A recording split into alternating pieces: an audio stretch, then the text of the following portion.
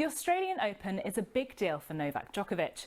He's won the men's singles event 9 times. That's more than any other player. But the country has some of the toughest COVID entry rules, and the world #1 hasn't been vaccinated. He received a medical exemption to get into the country on the basis that he'd recently had COVID-19. But when he arrived in Australia, immigration officers said he hadn't provided the appropriate evidence. His exemption was granted by Tennis Australia and backed by the state government of Victoria, but it was the national authorities who cancelled his visa. Although some supporters gathered outside his hotel, many Australians were unsympathetic. It looks like he's doing whatever he likes. We've had to go through vaccination protocols and lockdowns for such a long time, and Swan's in and can pretty much do what he likes because he's the world's best tennis player. Djokovic was taken to an immigration detention hotel while his lawyers went to court to appeal. They won, but the story doesn't end here. Journalists started looking back at his social media. On the day of his positive test, the 16th of December, he attended an event unveiling a stamp in his honour. The next day, he met young people at a tennis centre. Then on the 18th, he travelled to an interview.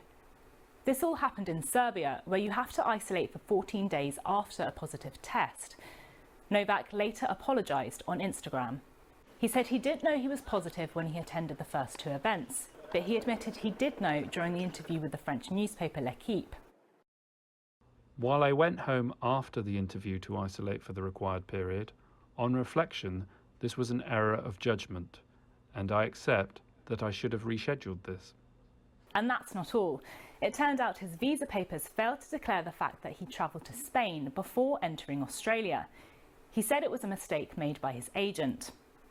There's been mixed reaction to all this from some top players.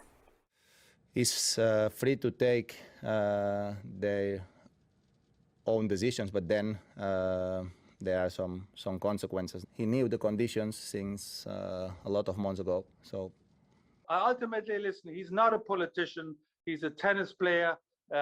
He got his exemption. He asked, as 26 other players asked for an exception, he asked as well. It was awarded for 4 players. Let it just calm down a little bit. You know, he didn't commit a crime. He just wants to play the Australian Open, where he was successful the last couple of years. And for me, that's it. Shortly after being allowed on court to practice, Australia's immigration minister cancelled Djokovic's visa for the 2nd time, saying it was in the public interest to do so.